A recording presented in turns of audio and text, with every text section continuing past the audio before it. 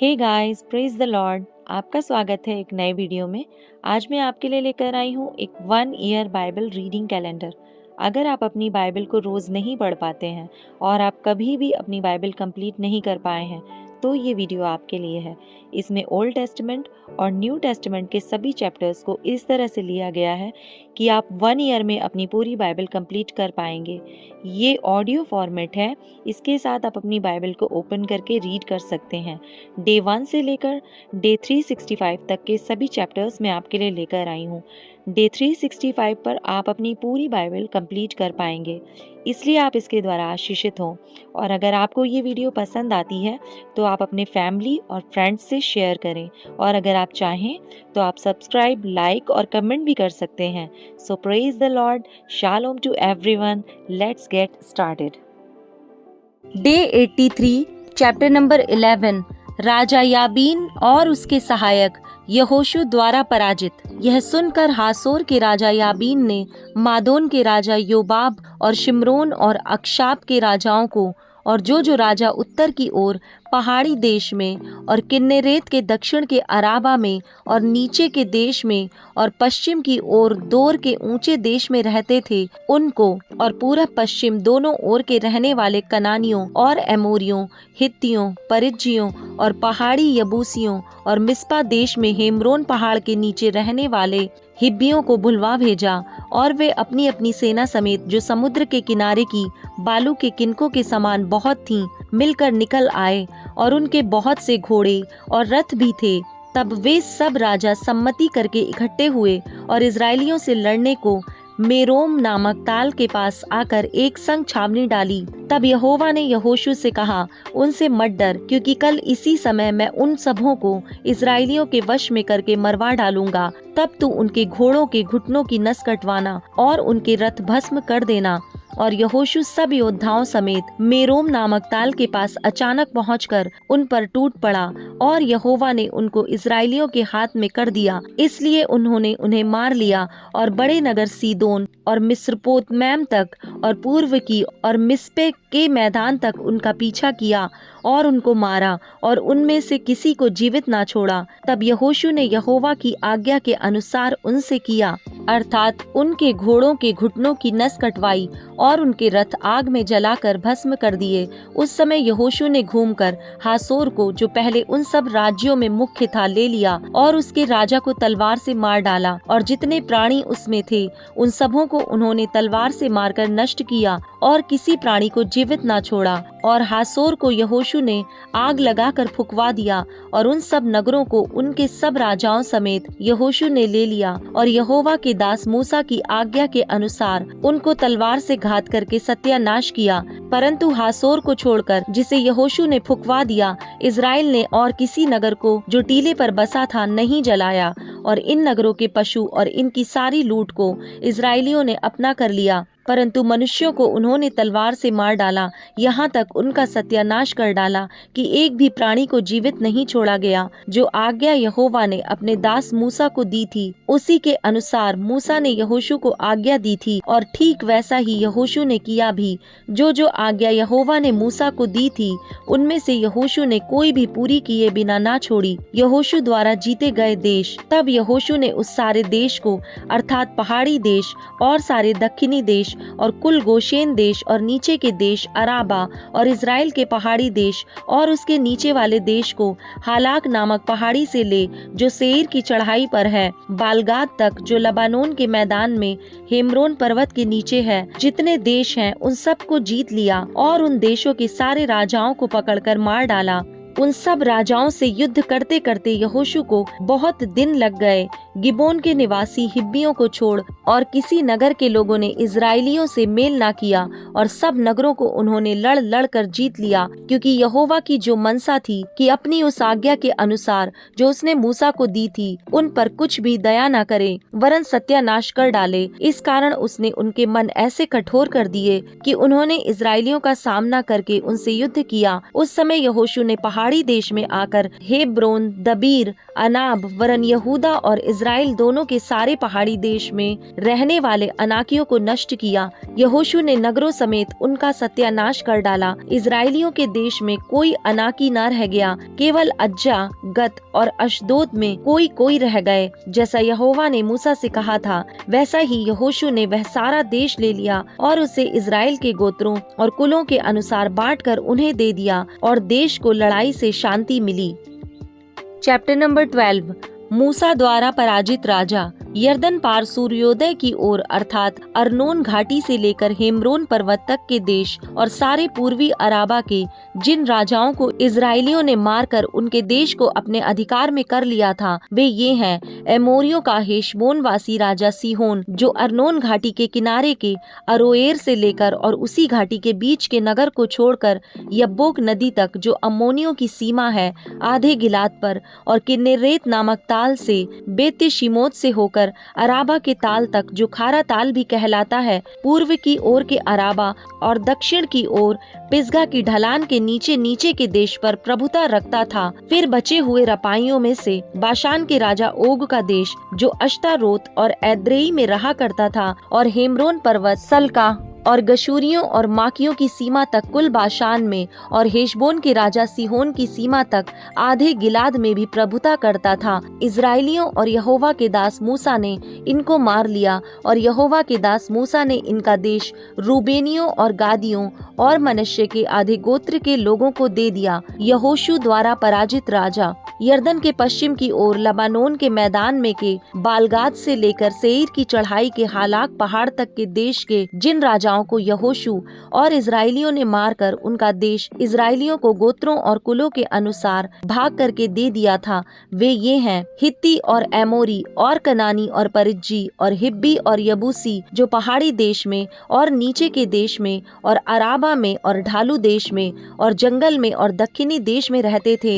एक यरीहो का राजा, एक बेतेल के पास के एक का राजा, एक यरूशलेम का राजा, एक हेब्रोन का राजा, एक यमूर्त का राजा, एक लाकीश का राजा, एक एग्लोन का राजा, एक मेजेर का राजा, एक दबीर का राजा, एक गेदेर का राजा, एक होरमा का राजा, एक अराद का राजा, एक लिब्ना का राजा, एक अदुल्लाम का राजा, एक मक्केदा का राजा, एक बेतेल का राजा, एक तप्पूह का राजा, एक हेपेर का राजा, एक अपेक का राजा, एक लशारोन का राजा, एक मादोन का राजा, एक हासोर का राजा, एक श्रिम्मोन मरोन का राजा, एक अक्षाप का राजा, एक तानाक का राजा, एक मगिद्दो का राजा, एक केदेश का राजा, एक करमेल में के योकनाम का राजा, एक दोर नामक ऊंचे देश में के दोर का राजा, एक गिलगाल में के गोयीम का राजा और एक तिरसा का राजा। इस प्रकार सब राजा 31 हुए। चैप्टर नंबर 13, बाद में जीते गए राज्य। यहोशू बूढ़ा और बहुत उम्र का हो गया था, और यहोवा ने उससे कहा, तू बूढ़ा और बहुत उम्र का हो गया है, और बहुत देश रह गए हैं जो इजराइल के अधिकार में अभी तक नहीं आए। ये देश रह गए हैं, अर्थात फिलिस्तियों का सारा प्रांत और सारे गशूरी, मिस्र के आगे शीहोर से लेकर उत्तर की ओर एक्रोन की सीमा तक कनानियों का भाग गिना जाता है, जो कनानियों का भाग गिना जाता है, और फिलिस्तियों के 5 सरदार अर्थात अज्जा, अशदोद, अशकलोन, गत और एक्रोन के लोग, और दक्षिण की ओर अव्वी भी, और फिर अपेक और एमोरियों की सीमा तक कनानियों का सारा देश, और सीदोनियों का मारा नामक देश, फिर गवालियों का देश, और सूर्योदय की ओर हेम्रोन पर्वत के नीचे बालगाद से लेकर हमात की घाटी तक का सारा लबानोन, फिर लबानोन से लेकर मिस्र पोतमैम तक सीदोनियों के पहाड़ी देश के निवासी, इनको मैं इजराइलियों के सामने से निकाल दूंगा। इतना हो कि तू मेरी प्रजा के अनुसार चिट्ठी डाल डालकर उनका देश इजराइल को बांट दे। इसलिए तू अब इस देश को 9 गोत्रों और मनश्शे के आधे गोत्र को उनका भाग होने के लिए बांट दे। यर्दन के पूर्वी भाग का बंटवारा। रूबेनियों और गादियों को तो वह भाग मिल चुका था जिसे मूसा ने उन्हें यर्दन के पूर्व की ओर दिया था, क्योंकि यहोवा के दास मूसा ने यह उन्हीं को दिया था, अर्थात अर्नोन नामक घाटी के किनारे के अरोएर से लेकर और उसी घाटी के बीच के नगर को छोड़कर दीबोन तक मेदबा के पास का सारा चौरस देश, और अम्मोनियों की सीमा तक हेशबोन में विराजने वाले एमोरियों के राजा सीहोन के सारे नगर और गिलाद देश और गशूरियों और माका वासियों की सीमा और सारा हेमरोन पर्वत और सल्का तक सारा बाशान, फिर आश्तारोत और एद्रोई में विराजने वाले उस ओग का सारा राज्य जो रपाइयों में से अकेला बच गया था, क्योंकि इन्हीं को मूसा ने मारकर उनकी प्रजा को इस देश से निकाल दिया था। परंतु इजराइलियों ने गशूरियों और माकियों को उनके देश से ना निकाला, इसलिए गशूरी और माकी इजराइलियों के मध्य में आज तक रहते हैं। और लेवी के गोत्रियों को उसने कोई भाग ना दिया, क्योंकि इजराइल के परमेश्वर यहोवा के वचन के अनुसार उसी के हव्य उनके लिए भाग ठहरे हैं। रूबेन के गोत्र को दिया गया भाग। मूसा ने रूबेन के गोत्र को उनके कुलों के अनुसार दिया, अर्थात अर्नोन नामक घाटी के किनारे के अरोएर से लेकर और उसी घाटी के बीच के नगर को छोड़कर मेदबा के पास का सारा चौरस देश, फिर चौरस देश में का हेशबोन और उसके सब गांव, फिर दीबोन, बमोत बाल, बेतबाल मोन, यहसा, कदेमोत, मेपात, क्रियातैम, सिब्मा और तराई में के पहाड़ पर बसा हुआ सेरेत शयर, बेतपोर, पिसगा की ढलान और बेत्य शीमोत अर्थात चौरस देश में बसे हुए हेशबोन में विराजने वाले एमोरियों के उस राजा सीहोन के राज्य के सारे नगर जिन्हें मूसा ने मार लिया था। मूसा ने एवी, रेकेम, सूर, हूर और रेबा नामक मिद्यान के प्रधानों को भी मार डाला था, जो सीहोन के ठहराए हुए हाकिम और उसी देश के निवासी थे। और इजराइलियों ने उनके और मारे हुओं के साथ बोर के पुत्र भावी कहलाने वाले बिलाम को भी तलवार से मार डाला।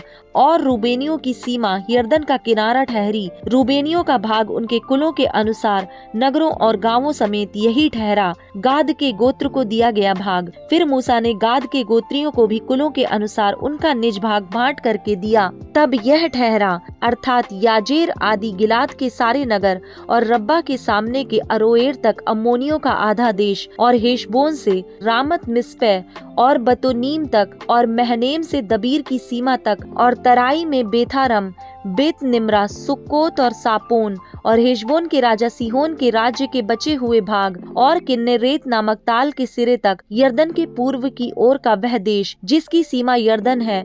गादियों का भाग उनके कुलों के अनुसार नगरों और गांवों समेत यही ठहरा। मनश्शे के आधे गोत्र को दिया गया भाग। फिर मूसा ने मनश्शे के आधे गोत्रियों को भी उनका निज भाग करके दिया। वह मनश्शेइयों के आधे गोत्र का निज भाग उनके कुलों के अनुसार ठहरा। वह यह है, अर्थात महनेम से लेकर बाशान के राजा ओग के राज्य का सारा देश, और बाशान में बसी हुई याईर की 60 बस्तियां, और गिलाद का आधा भाग, और अश्तारोत और एद्रेई जो बाशान में ओग के राज्य के नगर थे। ये मनश्शे के पुत्र माकीर के वंश का, अर्थात माकीर के आधे वंश का निज भाग कुलों के अनुसार ठहरे। जो भाग मूसा ने मोआब के अराबा में यरीहो के पास के यर्दन के पूर्व की ओर बांट दिए, वे ये ही हैं। परंतु लेविये के गोत्र को मूसा ने कोई भाग ना दिया। इज़राइल का परमेश्वर यहोवा ही अपने वचन के अनुसार उनका भाग ठहरा।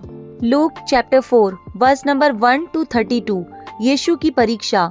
फिर यीशु पवित्र आत्मा से भरा हुआ यर्दन से लौटा और 40 दिन तक आत्मा के सिखाने से जंगल में फिरता रहा, और शैतान उसकी परीक्षा करता रहा। उन दिनों में उसने कुछ न खाया, और जब वे दिन पूरे हो गए तो उसे भूख लगी। तब शैतान ने उससे कहा, यदि तू परमेश्वर का पुत्र है तो इस पत्थर से कह कि रोटी बन जाए। यीशु ने उससे उत्तर दिया, लिखा है, मनुष्य केवल रोटी से ही जीवित न रहेगा।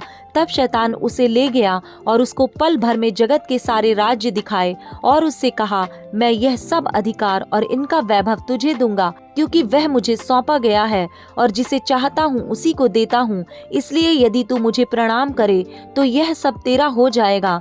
यीशु ने उसे उत्तर दिया, लिखा है, तू प्रभु अपने परमेश्वर को प्रणाम कर और केवल उसी की उपासना कर। तब उसने उसे यरूशलेम में ले जाकर मंदिर के कंगूरे पर खड़ा किया और उससे कहा, यदि तू परमेश्वर का पुत्र है तो अपने आप को यहाँ से नीचे गिरा दे, क्योंकि लिखा है, वह तेरे विषय में अपने स्वर्गदूतों को आज्ञा देगा कि वे तेरी रक्षा करें, और वे तुझे हाथों हाथ उठा लेंगे, ऐसा ना हो कि तेरे पाँव में पत्थर से ठेस लगे। यीशु ने उसको उत्तर दिया, यह भी कहा गया है, तू प्रभु अपने परमेश्वर की परीक्षा ना करना। जब शैतान सब परीक्षा कर चुका तब कुछ समय के लिए उसके पास से चला गया। यीशु के सेवा कार्य का आरंभ। फिर यीशु आत्मा की सामर्थ से भरा हुआ गलील को लौटा और उसकी चर्चा आसपास के सारे देश में फैल गई। वह उनके आराधनालयों में उपदेश करता रहा और सब उसकी बड़ाई करते थे। नासरत में यीशु का अनादर। फिर वह नासरत में आया जहाँ पाला पोसा गया था और अपनी रीति के अनुसार सबत के दिन आराधनालय में जाकर पढ़ने के लिए खड़ा हुआ। यशाया भविष्यद्वक्ता की पुस्तक उसे दी गई और उसने पुस्तक खोलकर वह जगह निकाली जहाँ यह लिखा था, प्रभु का आत्मा मुझ पर है, इसलिए कि उसने कंगालों को सुसमाचार सुनाने के लिए मेरा अभिषेक किया है और मुझे इसलिए भेजा है कि बंदियों को छुटकारे का और अंधों को दृष्टि पाने का सुसमाचार प्रचार करूं और कुचले हुओं को छुड़ाऊं और प्रभु के प्रसन्न रहने के वर्ष का प्रचार करूं। तब उसने पुस्तक बंद करके सेवक के हाथ में दे दी और बैठ गया और आराधनालय के सब लोगों की आंखें उस पर लगी थीं। तब वह उनसे कहने लगा, आज ही यह लेख तुम्हारे सामने पूरा हुआ है। सब ने उसे सराहा और जो अनुग्रह की बातें उसके मुंह से निकलती थीं उनसे अचंभित हुए और कहने लगे, क्या यह यूसुफ का पुत्र नहीं? उसने उनसे कहा, तुम मुझ पर यह कहावत अवश्य कहोगी कि हे वैद्य, अपने आप को अच्छा कर।